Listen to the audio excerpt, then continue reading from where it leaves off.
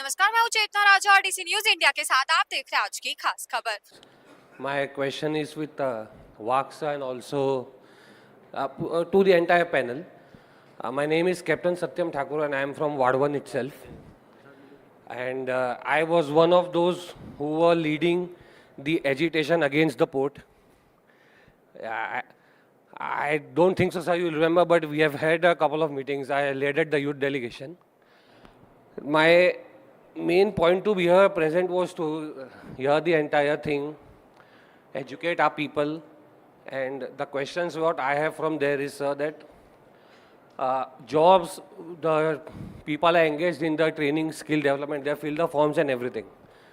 But now, sir, being I'm a pilot myself, but my father is a farmer, my brother is a farmer. So, like Roy sir said, our coming generation, I don't think so, would be into farming or fisheries, but our generation still is. But if we think about our children and the coming generation over there, sir, we just don't want to sell off our land to the investors and shift or be a part of the future progress. What we request is if something can be planned out from the authority, from the governments, and also from the investors over here, that how can they take us, the locals, also in the flow of the upcoming things that come up along with such a big and such a huge port. So it's a request, and if some light you can put it on that, how it could be possible. Thank you. Thank you for the question. Actually, when we started this and we have to manage the perception of the people, the one of the issue which is most critical and which everyone raised, they don't want to give land. So whole project, there are other reasons also, but we shifted whole project inside sea and we declared not an inch of land will be required for the port. And that a big statement we made. And we mean it, and till date for the port we are not acquiring an inch of land. But you have very relevant suggestion. But problem is that if we take initiative now, then we will again face the people that they again ask this question, ki you said ki not an inch of land for that. What I suggest, if the project development will take 3-4 years. During that 3-4 years, the huge land is required for the port allied activities. We will do the hand holding. We will tell you CFS, how to build a CFS, how to build warehouses, how empty container yards are needed, how centralized parking plaza required. And you come together, and in that also we will help you so that land pooling can be done and some investor can be pulled in so that the equity in the form of land will be there, investment and expertise will come outside, and you will be the owner of the business, not the seller of the land. That model is very viable land and we are working on it. Hello. He runs the central parking plaza of JNPA, and this was about getting the local people together. So when we say that okay, locals were ignored, we were not, I'm saying there are plenty of examples that we will show you. Of course, we should not make those claims where we say no 100% employment to locals. No, it doesn't work like that, yeah. But then there are plenty of such examples, what Unmesh was trying to tell you, that parking plazas will come up, how empty container yards will come up, maybe CFS, not in the same form, but some form of, yeah, I mean, not what the freight stations would come up at that time, but there is plenty that you will get, yeah. Yeah, myself Devdutt from Tata Consulting Engineers. My question is to Mr. Wag. As you know, Ward 1, we have only two phases. One is 15 million ton, then another 10 million ton. So taking the clue from Mr. Pranav, what he said, and myself being a port planner and a strategic port planner, we feel that the phasing should have been done in 5 phases, 5 million ton each, so that the money you put in gets phased. At the same time, you know, the traffic ramp up happens. And the second issue is the connectivity. You have only one. Had there been a circular connectivity, what you have in JNPT, that would have been a much better layout. This question was very relevant when we started this project because that time we did some projections. But believe us, the most optimistic projection are now pessimistic. So even the second phase, we have to speed up. So that is the thing. So I think we have to combine both phases as early as possible. Second, this evacuation road which we talked about, it is only dedicated evacuation road. There are other roads are planned in that region. PWD roads are there. Then the coastal connectivity is going there. So what you suggested is absolutely right, but they are being done by the other agencies. This is dedicated by Ward 1 connectivity by the NHI. So that answers your question. Thank you, sir. Initiative also, we have been tasked to set up the green bunkering hubs close to the port. And since Vadwan port is one of the biggest port in India and across the globe, and it's still in the planning phase, the work is started. So, sir, we wanted to understand that is there any progress on this front on setting up green hydrogen bunkering and the decarbonization of the port activities and so on and so forth. And You finished? yes, sir. Yeah. Yeah. Actually, in port sector, we have identified certain ports for that particular purpose. Ward 1, we have not selected because the land is totally reclaimed land, so we cannot give away land for the manufacturing of the green or hydrogen or ammonia. But yes, for the bunkering purpose, we have the liquid terminals also for the export of the green hydrogen. Also, we will have the tank farms available for this particular purpose. So bunkering is possible, but manufacturing is not possible. Thank you. Sure, sir. Sure. I got your response very well, sir. Sir, just a follow-up question. In case if we want to conduct a specific study wherein we want to understand the hinterland demand and how that infrastructure can be set up wherein we can route the green material which includes green hydrogen derivatives and liquid hydrogen. You are most welcome for We this. can do You are that, most sir. welcome So, for sir, it. in that case, the permission will be taken from JNPA or from... You just contact us. Sure, sir, We sure. will take care of that. Don't worry. Thank you so much. Thank you so much, sir.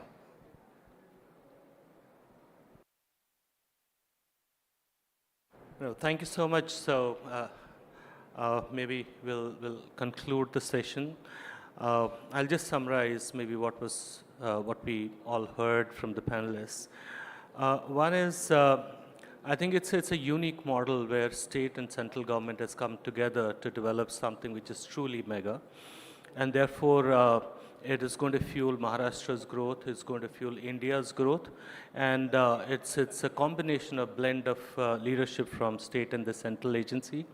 Private sector brings in the dynamism to really deliver it at a global scale, and integrated planning is an outcome that will deliver the industrialization at scale. I hope this becomes a new template for the new era as far as maritime is concerned, and we would certainly help reach our targets as far as 2047 Amrit Kal is concerned. With that, thank you so much for your time, and thank you.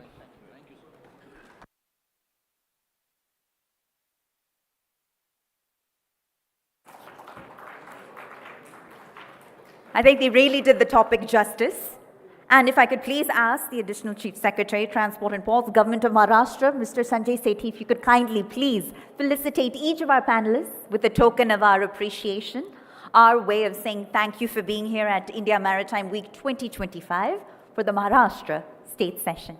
It isn't just a port, it's the foundation of a new maritime growth corridor for India, and one that brings together efficiency, sustainability and scale. Yes, please keep the applause coming, ladies and gentlemen. For our highly distinguished panelists, Mr. Unvesh Wagh, Mr. Rinkesh Roy, Mr. Pranav Chaudhary, and Mr. Parivatran M. Kalada, and our moderator, Mr. Vivek Ogra.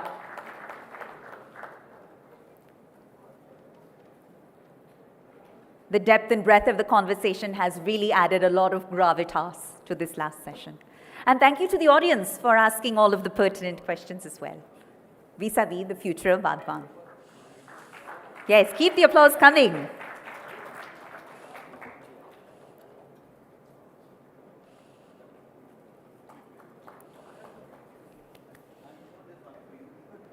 Wonderful.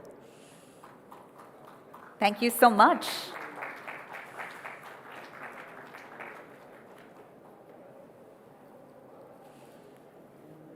It's a memento. It's our way of saying thank you. Thank you for being here and thank you for your contributions to the industry.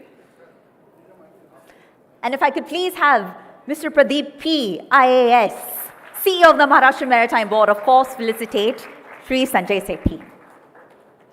Can we have a group photo op, please, with all of the gentlemen present to capture the moment? A group photo op, yes, if you could kindly gather towards the front of the stage.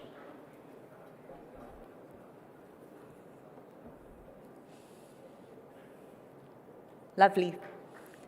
Industry visionaries. One, well-defined development models. Number two, capital subsidies for shipyards. Number three, enabling infrastructure, which include the provision of road, rail connectivity and all utilities to the project location. Number four, coordination with all regulatory authorities to streamline the various approvals. And number five, creation of a skilled workforce for the shipbuilding ecosystem. And number six, we have research and development, promotion of R&D in the shipbuilding ecosystem. There are three well-defined models. One is the marine shipbuilding cluster, marine shipyard clusters, and second one, promoting the existing ports to have shipyards and to collaborate with national international shipyards in their existing premises. And third is the standalone shipyards. In the first model, the land acquisition, all regulatory approvals, provision of all enabling infrastructure, including common shipbuilding infrastructure, will be taken care of by MMB, and land will be allocated to the shipyards through a plug-and-play model. In the second model, again, we promote the existing ports to have tie-ups with national international shipyards and to bring up shipyards there. And in the third standalone shipyards model, the intertidal zone and government land will be allocated by MMB, whereas the shipbuilding infrastructure has to be done by the private project proponent. The fiscal stimulus, the proposed fiscal stimulus signifies simplification for the project proponent and also for MMB to better administer the stimulus mechanism. About 7 types of fiscal stimulus have been subsumed into one capital subsidy of 15%. And the most important thing is that this capital subsidy will be provided during project execution in 4 equal installments and not after the project execution. And this we believe will really help the shipbuilding project proponents. Then the skilling and R&D, we have proposed that we provide 60% of 5 crores, whichever is lower, of the cost involved for setting up a skilling or R&D initiative. And at the same time, we are also saying that we provide 50% or 1 crore, whichever is lower, for skilling, upskilling, reskilling of the shipyard's employees. And this will be given for 5 years.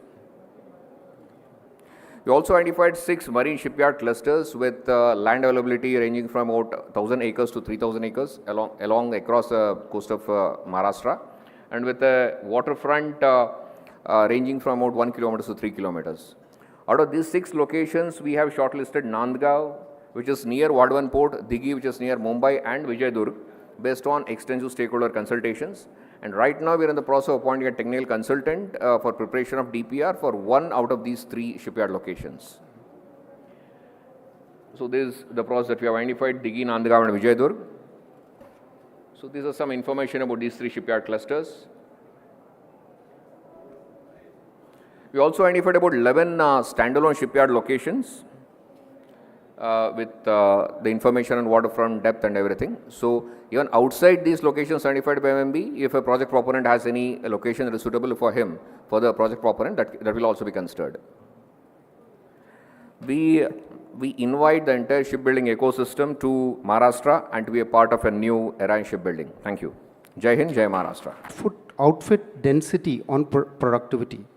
The premise being that worker productivity as a function of available space on a vessel under construction is significantly impacted by the vessel type and the build strategy adopted. For example, a cargo ship could have anywhere between 10 to 50 kgs per meter cube of outfit, whereas complex surface combatants might be 100 to 125 kgs per meter cube of outfit. So there is an optimum threshold of density for outfit beyond which productivity significantly declines.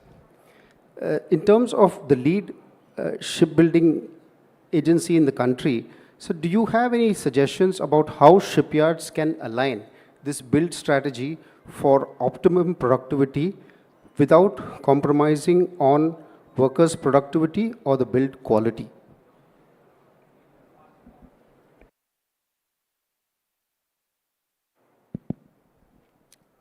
Good afternoon. Thank you and pleasure to be here.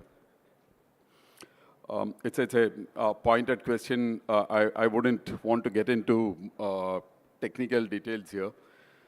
But essentially, let's cut it between defense and the non-defense shipbuilding. Because if we try to mix this up, I think we won't get anywhere. So I presume what we are talking here is non-defense or the commercial shipbuilding. Within commercial shipbuilding also, we largely try to divide this into the specialized vessels or the functional vessels and the merchant shipbuilding. Because when we are talking today and the flavor of the discussions that we are having here, India to be in the top 10 by 2030 and top 5 by 2047, I presume we are largely talking how we get our Merchant Shipbuilding Act together. In the Merchant Shipbuilding Act, with my understanding of shipbuilding, we straight away get into this whole thing called productivity. Then I think we are actually asking for trouble. Because productivity straight away, then the whole feel is that it is a worker which is not productive, and then we are trying to instigate a particular set of discussion. I feel at the end of the day, it's overall production. How can you build ships faster, more efficient, better? When you look at a ship, at the end of the day, if you want to be competitive in international business, the golden triangle of scope, time, and price. We must get this correct. You may be the best shipyard in the world. You can build it at the most quality levels, and your time is not okay, your price is not okay. You are not building ships. Whichever way you look at it, price, scope, and time must come together. For that to happen, there are multiple methods under which global shipyards, global shipbuilding nations have got the act correct. Japan, Korea, China. And today, pecking order-wise, it's the other way around, but then the country-wise, how they got it correct was Japan, Korea, and China. There is engineering, there is planning, there is processes and systems, and then the shipbuilding part of it is rather simple. If you can get your initial parts correct, then your shipbuilding part is rather simple. If you focus on your shipbuilding part without focusing on the earlier part, which is what as a country we have tried to do till now, if we do it that way, then we have a problem. But to focus on the first three parts, infrastructure, processes and systems, people and skilling, all three are long-term in nature. You can't commit on infrastructure, you can't commit on process and systems, or you can't commit on people and skills. This is not a mercenary game, let's be very clear.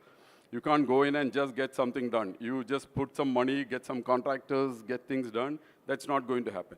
So all the three things which I said are long-term in nature. If you can get your long-term act together, building the ship per se, a classical merchant vessel, from a technology point of view or a skill set point of view, probably as a country, we do much more complex things.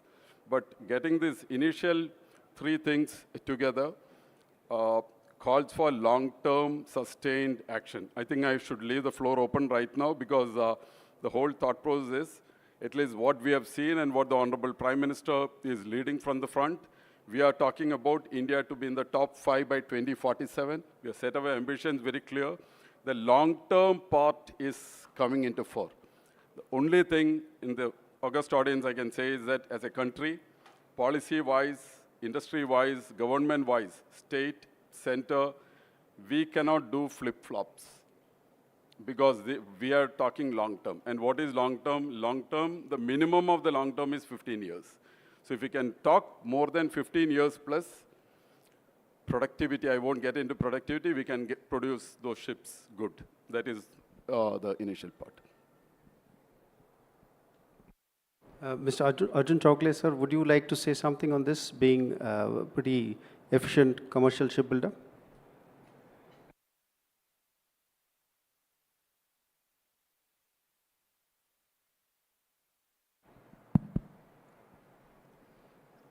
No, I mean, I think what Madhunai sir said is absolutely correct in terms of the long-term thinking and the need to focus. What I would also say, he spoke about focusing in particular practice areas of the, what you would call verticals of the shipbuilding business.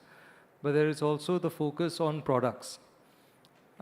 Nowhere in the world do you see a shipyard that is successful that has a wide variety of products that it manufactures.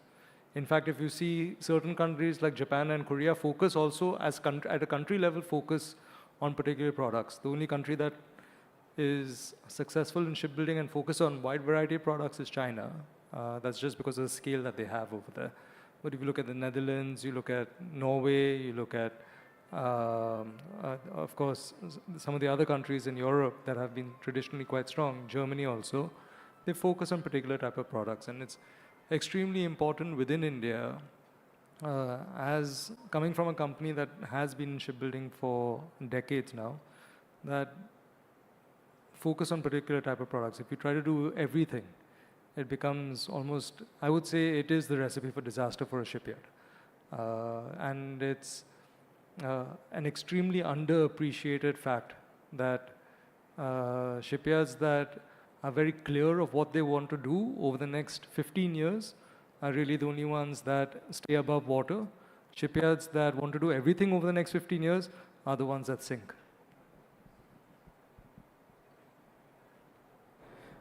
So the key takeaways for me for the shipbuilding question was that we need to actually have a macro view of things, which include long-term vision.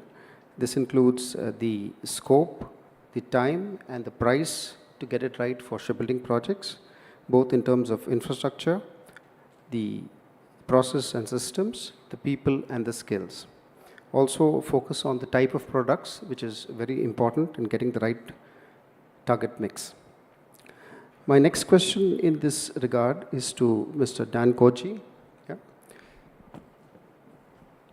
So Royal IHC recently launched Seaway, a marine TSHT, 178 meters long, for Boskalis with a massive 31,000 meter cube hopper, one of the largest in the world. Now, with regard to this, do you have any specific recommendations on product mix for commercial shipbuild and repair, both in the defense and as well as in the commercial sector, or for specialized ships, hybrid, green research, in terms of technology and positioning? Good question.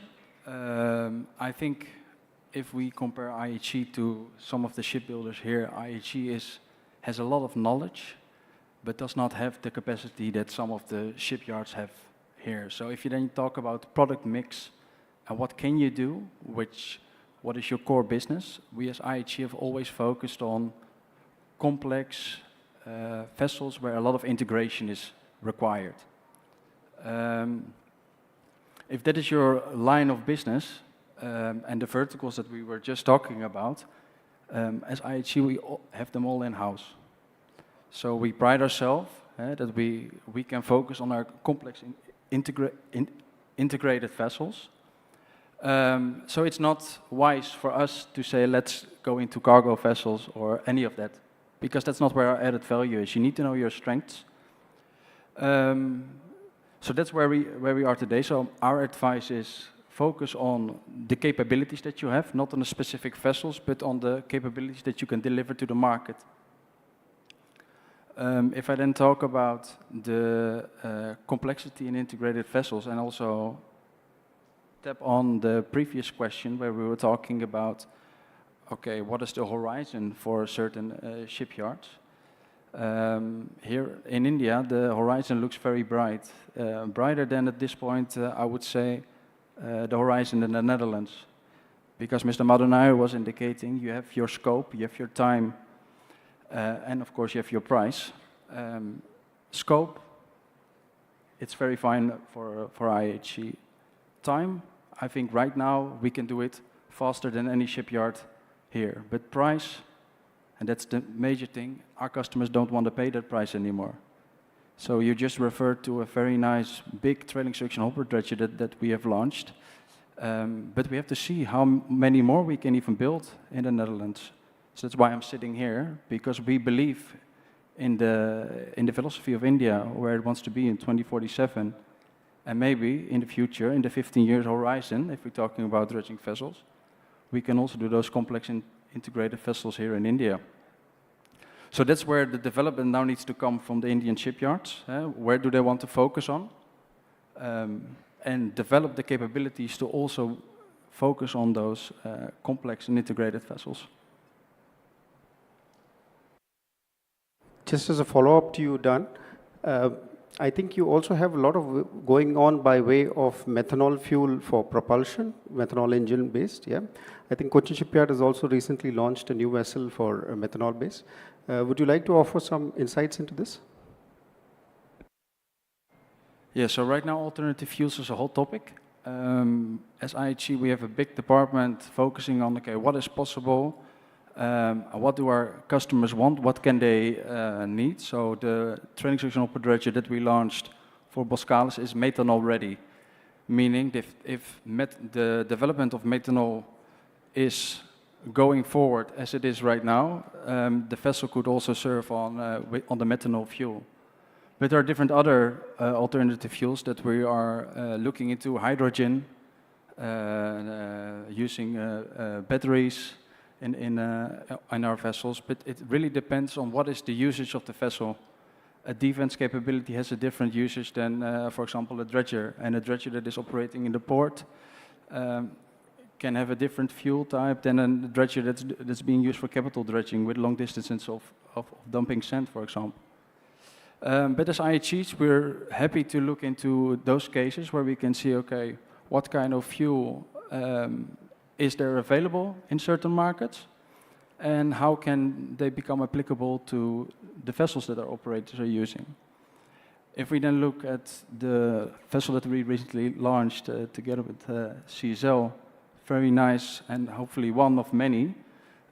Of course, throughout the years, there will be multiple developments in the market. And IHE is also looking into that, also looking into those developments. And we might say maybe not in the coming vessels, but in the vessels after, our Indian customers will ask, can we not only have a diesel-driven vessel, but also a methanol-ready or a hydrogen vessel? And then we can also look into that.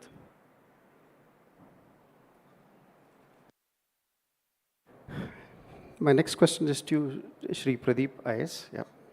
So, spearheading the revitalization of shipbuilding, ship repair and recycling in Maharashtra under the policy framework of the Government of India.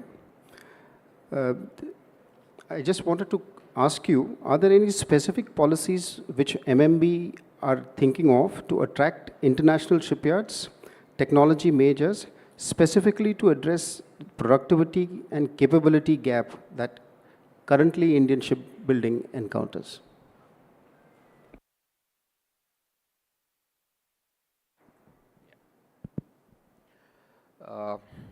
Once after the present Honorable CM came to power, so he had kept a 100 days target for all departments to take up the most important initiatives. So one of the most important initiatives that were taken up by our department was to come up with an independent shipyard policy, given the focus given by Government of India on shipyard. So during the study, we came to know that, as you said, the Indian shipyards have a cost disadvantage of about 24 to 30%, which is also outlined in MIV and MAKV 2047, compared to Chinese, Japanese, and South Korean shipyards. So this cost disadvantage stems from various factors like design, skill, high cost of funding, and everything. So then the present shipbuilding financial assistance policy gives out 14% on the sale of every vessel. So we thought, so this cost disadvantage that we have seen subsumes into it a lot of disadvantages in terms of skilling or productivity, everything. So based on that, we thought we'll come up with a capital subsidy, which is the most important thing that we brought up in the policy. And also simplifying this, because in the existing port policy, we had about 7 types of different incentives, which were not amounting to much, even if you put it together. And also, it was very difficult to administer also. So we brought it into a single subsidy, a single capital subsidy, which is easily understandable and easy to administer, which is 15%. And the most important thing, as I said, instead of most of the policies, the incentive is given after the project completion, and the two spread over 5-10 years. So we thought we'll give this during project execution, of course, against a bank guarantee. So I think that should take care of a lot of the cost disadvantages. Then the second thing was about the regulatory approvals. So this is the first time wherein we have said that we'll coordinate with all the regulatory authorities to streamline the regulatory process. Of course, it will be given by them, but we'll try to coordinate and streamline that. And apart from that, skilling, R&D, we also touched upon those sectors, and we are giving incentives for that. So I think the policy is a fairly comprehensive one, which addresses various aspects of shipbuilding infosystem. Even for technology, same R&D, we are trying to R&D and skilling for both. We are providing incentives for that, and we are and for example, R&D and skilling, not only in the shipyard sector, any institution or any organization for that matter, which wants to come into this R&D and skilling in the shipyard sector, we are promoting them. Like today, we are signing with IIT Bombay for that. Do you have any observations on this? Thanks for that question. So one of the ways we solve for that problem is to reduce the lead time, right? So let's say we have an IHC dredger, and we need certain spares to come in at critical times. Sometimes you have to import them, then there's a longer lead time. So either we tie up with IHC to provide the material locally, or we look for indigenous options, where you can manufacture smaller fabrication items, welding items, locally procure them. And the other aspect to deal with this type of shortage is to maintain critical spares at all times. And one of the things that's happening now, and it's becoming more efficient, are those, those supply chains. For example, when we started dredging projects in the Northeast and in NW1, which is in Patna and UP, there was no maritime ecosystem. So if you needed spares at any point in time, which is not something we had planned for, you would have to source them from Mumbai, you have to source them from Kolkata. Those were the only hubs where you could source that type of material from. But we then took up some tug manufacturing jobs in Patna itself. And now we've been able to develop, at least at a small scale, an ecosystem that can sustain spares. You have fabrication units that understand the requirements that, we have. So that market and ecosystem is also coming up quite rapidly in India, which is supporting us. So I think the next item on the agenda is almost about to start. I think I need to wind up. So very quickly summarizing, we had a very insightful discussion on shipbuilding, ship repair, both the international as well as the Indian shipbuilding market scenario, as well as measures in the regulatory and policy framework from the MMB. Thank you very much, sir. Thank you, everybody. If you have any quick questions, we can take one question if anybody has.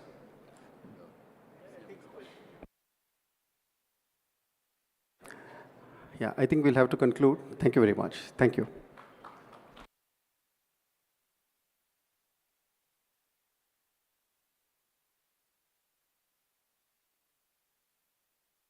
And the Honorable Chief Minister will be amongst us very shortly. But in the meantime, a huge round of applause for all of our panelists.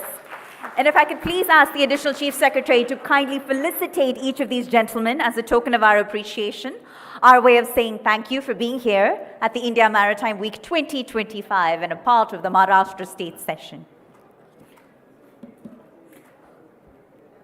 I think those insightful perspectives were very encouraging, and they helped us understand how government policy, global partnerships, and private enterprise are certainly converging to position Maharashtra as the hub of shipbuilding and innovation.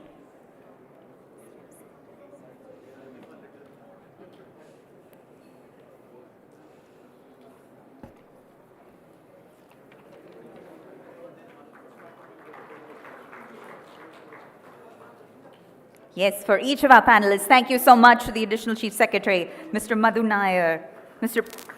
Pradeep P. IAS, who's just gone to receive the Chief Minister, Mr. Dan Koche, Mr. Arjun Chogle, and Mr. Amaya Pratap Singh, and our moderator, of course, Commodore J.R. Samuel.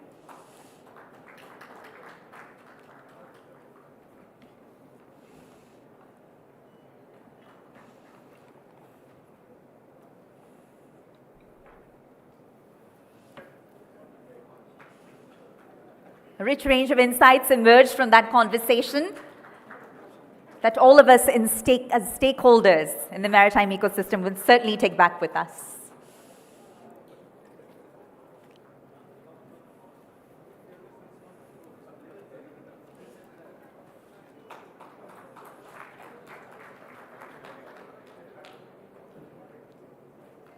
Thank you so much, gentlemen, for adding that color to how Maharashtra is spearheading India's shipbuilding ambitions. Let's have a group photo op with the additional Chief Secretary. All of our panelists, if they could kindly please gather to capture the moment.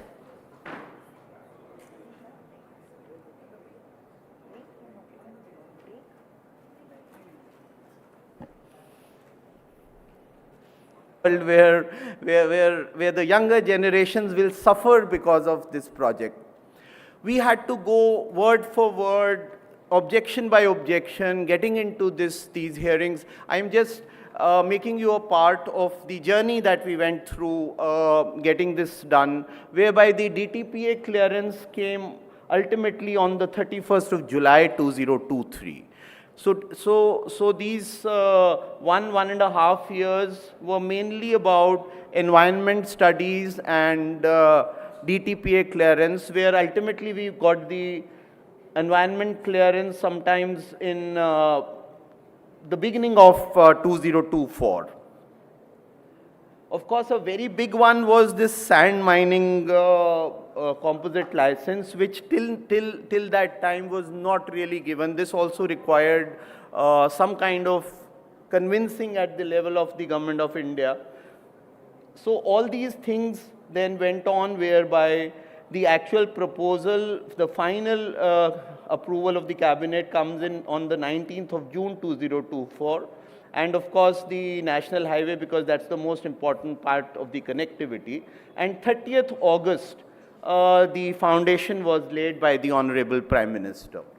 This journey has a lot of incidents, accidents, and stories that we want to share. Here, right now, today, I stand to tell you how the state government has an enhanced role in this project. Since some of you, I mean, I'll skip some of these slides, which I would like that maybe Unmesh will cover. This is just to give you an understanding that two big things that we were doing. We said that we will change the layout of the port mainly to suit the requirements of coastal protection, of the shore protection was the biggest part, where we shifted the port inside, where now it's about more than 5 kilometers away from the shore. There is a trestle, 1.5 kilometers, that joins. The sand comes from Daman rather than coming through that taluka that I had discussed as the environmentally fragile zone. And trust me, the first thing was that whether changing the layout or getting it through sea will increase the cost too much. In fact, it reduces the cost. Of course, we have tried to make it in a way where how it optimizes the OPEX also, rather than thinking only about the capital expenditure. It's a port to be run ultimately. It's not just a port to be built. From day one, we said it is about what is the life cycle cost, what is the operational expenditure that will be important. Broadly, there are parts which have to be done. I mean, this is when we say 10 billion US dollars, so roughly 50% is being done by this company called VPPL, which is JNPT and Maritime Board. Maritime Board is 26% and 74% of JNPA. And then we get in the terminal operators. That will be the PPP part, who will come in and get into this. This is the slide I made for today's this thing, which basically means that how state government has come in. The first starting point is that, as we said, state government equity has never been a part of a major port. This is the first time we have got into this. This is a completely new arrangement whereby some part of state government's participation in the SPV will evolve now, because the project is still in the making. The good part is that it is very much on track. The work has started. So the first big thing of the augmented role is that for the first time a state government is putting in money to in a major project, which is a central government project. The second part of state government, of course, through this journey was a very big part of the public engagement.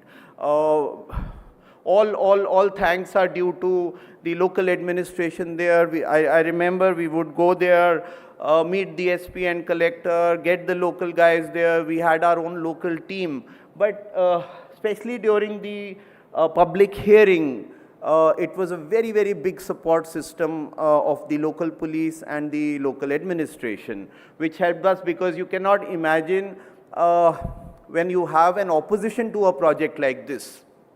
Again, it continues becoming an emotional issue. It's about the big dilemma of development versus, I mean, whether you want to integrate us or assimilate us, or you should just let us be. You know, the let us be part came out very strongly, whereby whenever we would go, there was some gherao, some andolan, some morcha, whereby there was a very big set of people. I mean, informally again speaking, I mean, when normally you say, is it for something in return? Is it that they want something more? But that was one group which said, no, we just don't want anything, but this should not happen. The second group of people is that, as I said, due to some wrong information, they would keep presenting some information which was about, let's say, the damage to the marine life, which was not based on correct data, but some part of local media would use it. So it became a propaganda exercise. It was a big challenge to counter that. There, all these things and some requirements of this PESA Act, Gram Sabha, even using the media later, using stands for using it in a constructive way, where we got a lot of help, which could not have been possible at that time without the help of the state government. So this was the second big role. The land support regularly is a big role that a state government takes. In this case, there are those quarries that we need for mining. Then we also, the regular land acquisition that happens, even when NHAI is doing it for the roads, ultimately it is the land acquisition machinery of the collector which is used in this, whereby all the transfer, leasing, forest and revenue land, it's a big part.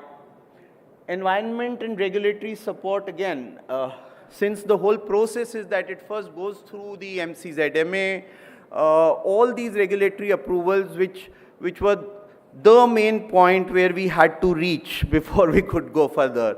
So there again, state government had a very, very big role.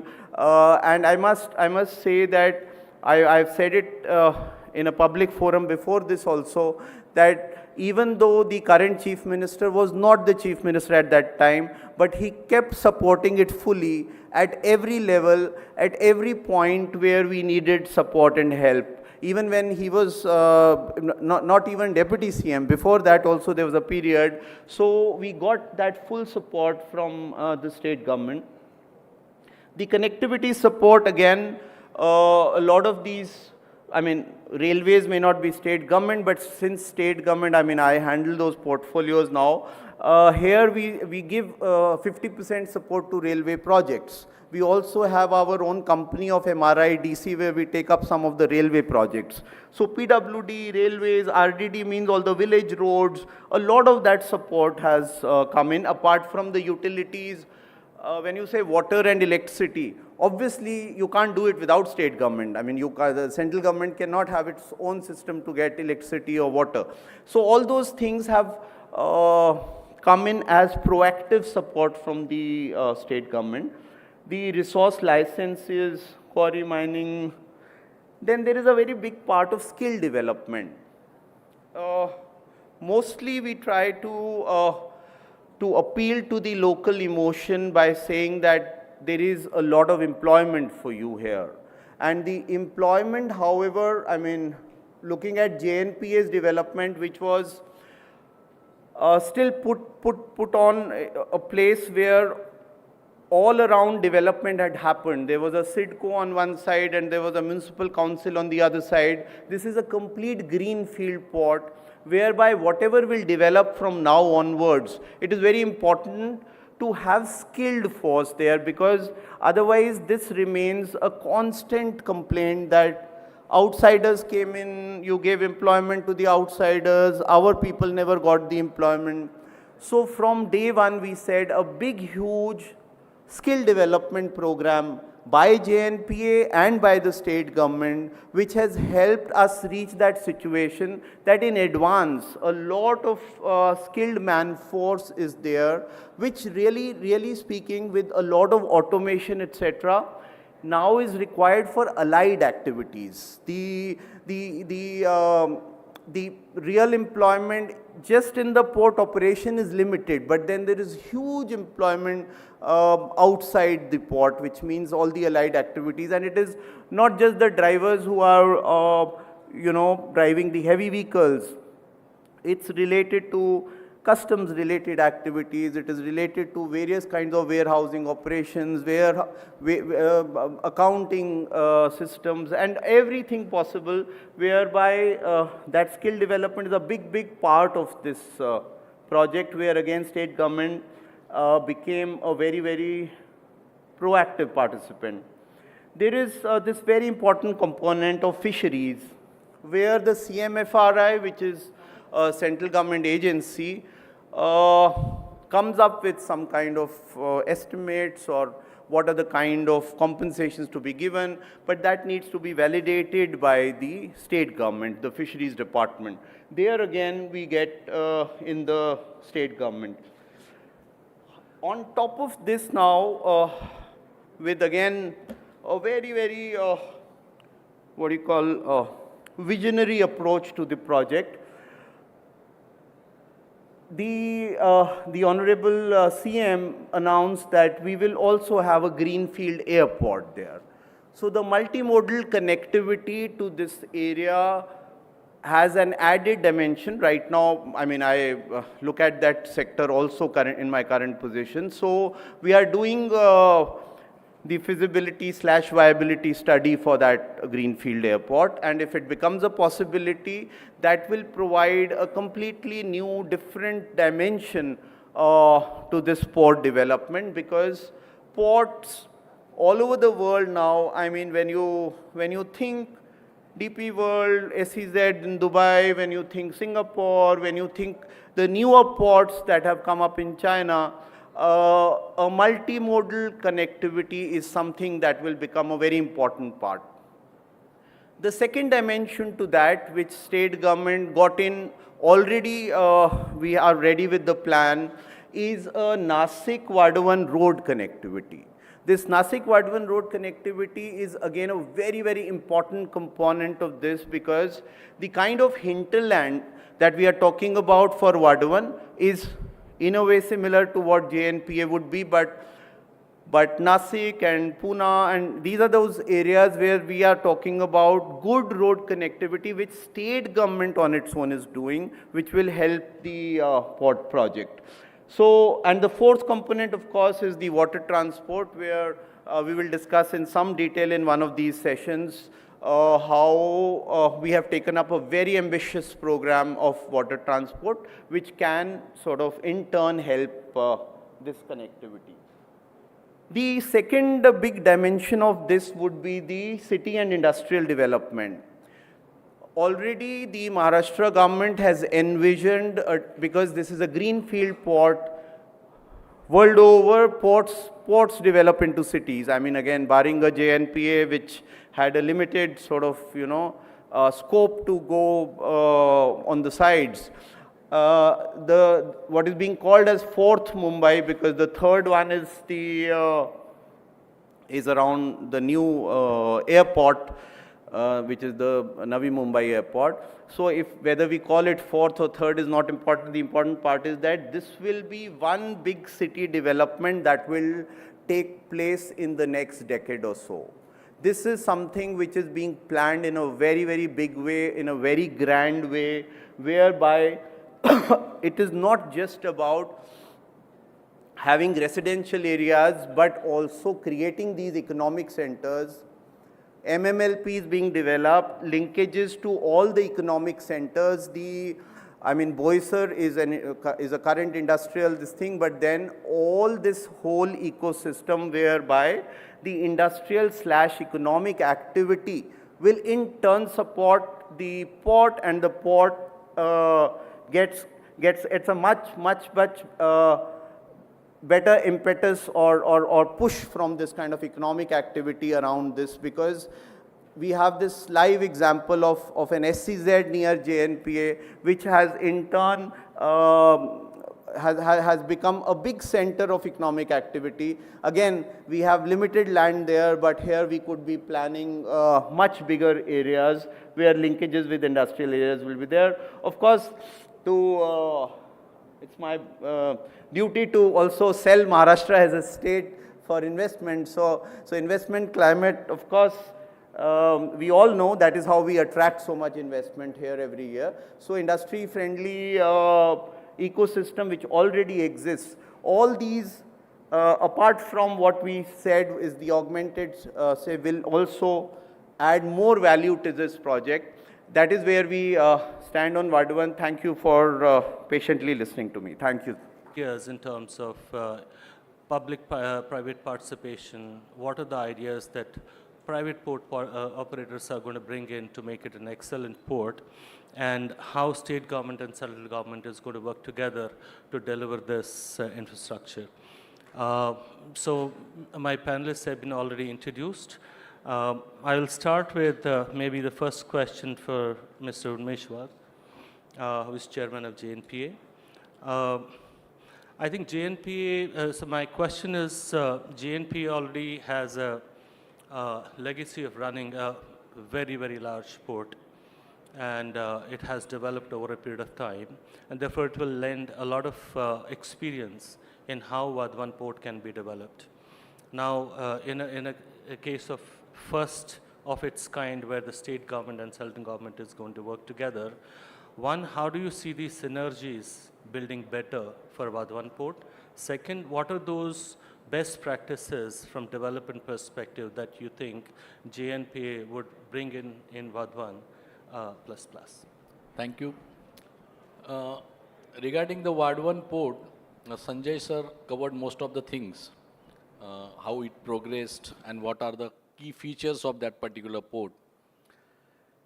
If any port can build Vadhavan port, is JNPA only, because that is the obvious choice. And because it has experience of building container terminals, liquid terminals. It also has experience of building partnership with various container operators across the world. Now Gobu is sitting here. The Port of Singapore has 48% of our capacity. Merckx is there, DP World is there. Now Rinkesh sir is here. We have partnership with JSW also. So we know how to build partnership and how to carry on them also. That is one thing. Second, as a design aspect, as I told, we have built many container terminals, liquid terminals, and coastal berth. And the third thing, the reclamation is a key feature of this particular port. So in last 7 years, JNPA has reclaimed enough land which is equivalent to the first phase of Ward 1 port. So all these aspects gave it enough experience to be capable of building such a big port. Second thing, what you talked about, the efficiency and good practices. This year, the container index, containers performance index published by the World Bank, the performance of JNPA ranked 23rd in world and the first in India. So this is possible because in marine side or quay side, we are employing the best practices. The performance parameters are best in the world, and that is why in that aspect also JNPA in a better position to build a mega port. So overall, the technical capabilities, design capabilities in-house available in JNPA, and I can give one example. When we went to clearance of our HAM model for the reclamation of Ward 1 port, the secretary, the expenditure secretary was not very much appreciative about the things that this company is helping us or that company is helping us. So sensing that, I told him, I mean, that was a big statement to make, but I said, ki, sir, the JNPA knows. Your resources are limited. What government, when it sits on the table with you, what they can do and what they can pull off in the interest of the project, that as a developer, nobody can do. So perfect alignment with 7426 there, with land being in place, approvals being in place, you know, your critical aspect of sand, rock in place. What I was reliving what we have done, what we've gone through in Vision when he was narrating the Vadwan story. Vision started in what, 1999? In 2015, the concession was signed. So there was a various rounds of bidding, failed, unfailed. 2015 we started. 2023 we started operations. About 8 years we took. We weathered 4 cyclones, 2 floods, a lot of all that. So I think from a greenfield perspective, what is very important is when you talk of implementation, take care of the uncertainty, risk.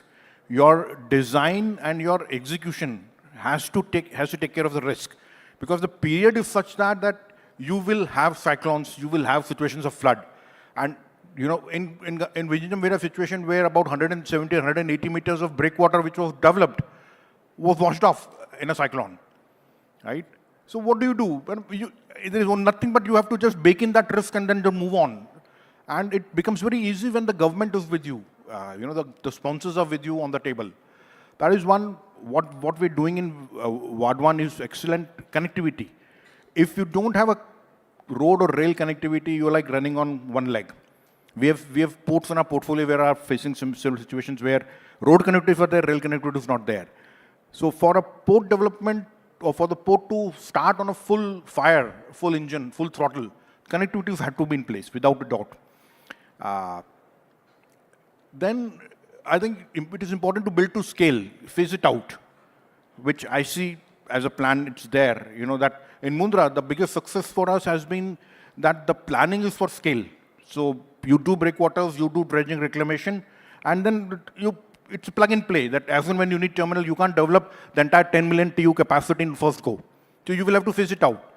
So if certain portion of the breakwater, there is 20-kilometer breakwater in Ward 1, if certain portion of the breakwater can be finished, certain portion of the reclamation can be finished in priority, you can put out the first terminal. That's what we did in Vision 800 breakwaters, 800 meters of quay length, and about 1,200 meters of breakwater we did. We started phase 1. We started phase 1, and God is kind. In 1 year, the phase 1 is sold out. It's full capacity utilized today. So we are going on for phase 2. The balance 900 meters of breakwater and the balance 1,200 meters of quay length we're doing in part of phase 2. So I think the model can also be like you kind of phase it out. both the breakwater reclamation and the terminal, that itself. And fourth point I would suggest, which already we're doing, is community engagement. We've learned a lesson in wisdom that about 150 days of work was stopped because of community issues and all that. It's the same issue which Sanjay ji was mentioning, that lack of information, misinformation. There are various forces which work otherwise. So we've also gone through horrible times in NGTs and, knocked the doors. It only increases the cost of the project and only increases the timeline. But I think the ability to take that risk and the resilience with the state government's partnership will be very helpful. Thank you so much. I think the key takeaways that I could really jot down was, one, building an ecosystem is very important so that you have flow of cargo which goes through a institutional process. It impetus for development as far as port or transportation infrastructure is concerned.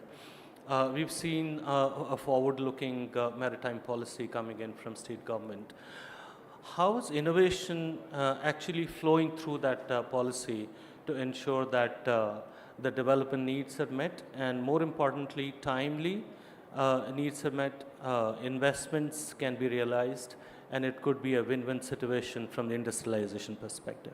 As the project proponent, somewhere, picking up from what Pranav was saying, we also need to embrace some amount of uncertainty because some amount of uncertainty will always be there. Let's not try to sort of say that this uncertainty can be totally done away with. When I say that any outcome is a function of both process and context, so I'm saying we mistakenly believe that if I will go through this process, so I will get my outcome. But the context in this case could be, for example, the local opposition sometimes can come up again, sometimes due to political reasons, sometimes because a election result gets into something else, or it is a period before the elections. So these kind of things, I can only say that not only should we in some way factor that in, but should be slightly better equipped to deal with. That's what I mean when I say embrace it. But to the extent that, as I said, that if you will look at how this state has developed over the last 2 decades or even more, you will see that definitely there is a consistency about a lot of things. So when we start with the law and order situation, when we say, okay, I'm not even making any big claim that there are no local issues. There are a lot of local issues that you have to deal with, but we have found ways to deal with those issues over the years. Having also worked mostly in the industries department, etc., as CEO of MIDC, especially when the industrialists come and start with, especially the outsiders, when they complain about certain issues, I'm saying we have to develop a little more patience sometimes, whereby we as the state government machinery are not only committed to, we have also found ways and means to deal with those situations. So I can only assure on the behalf of the state government that we would do our best to make this happen. Why did we call this session Making This Happen? Because it's a world of possibilities. Typically they say that problem solving is the managerial mindset, and leadership mindset is possibilities. So the idea or our goal is also to make that path easier for making these possibilities available to all the investors who come to this. I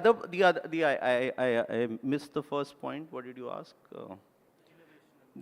Innovation in the policy. So when we say there is again a convergence of quite a few policies, in the sense that there is an industrial policy of Government of Maharashtra which is very, very forward-looking. Some of those benefits are industry agnostic, meaning that if you are in the geography of Maharashtra, you get those benefits.